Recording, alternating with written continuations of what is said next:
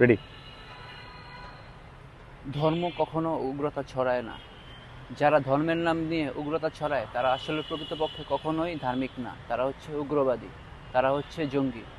আপনি দেখবেন এই ইসকন তাদের রামরাজত্ব বাস্তবায়ন করার জন্য তারা ভারতে কিভাবে মসজিদগুলোকে শহীদ করা হচ্ছে, তারা কিভাবে মাদ্রাসাগুলোকে শহীদ করছে, তারা তাদের এজেন্ডা বাস্তবায়ন করার জন্যই ঠিক সেমভাবেই বাংলাদেশের ভিতরে এই চিন্ময় দাস সে তার অনুসারীদের নিয়ে তারা বাংলাদেশের ভিতরে একটা অস্থিতিশীলতার তৈরি করার চেষ্টা করতেছে। তারা কালকে আপনারা দেখছেন আমাদের ভাই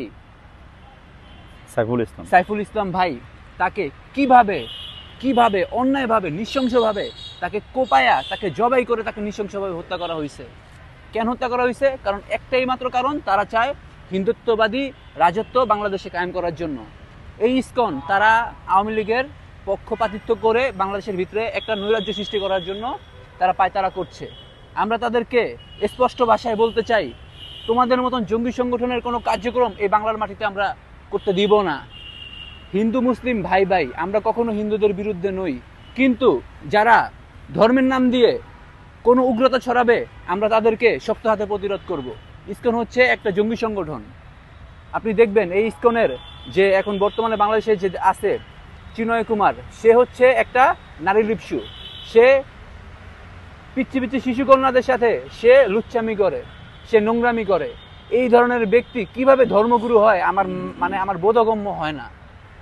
আমি প্রত্যেকটা ধর্মের প্রতি শ্রদ্ধাশীল। আমি মুসলিম ধর্মের প্রতি শ্রদ্ধাশীল। আপনি হিন্দু ধর্মের প্রতি শ্রদ্ধাশীল।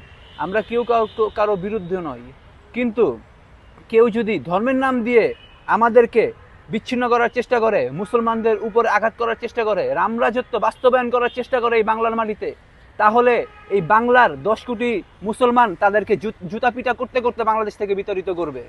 এটাই আমাদের শেষ কথা।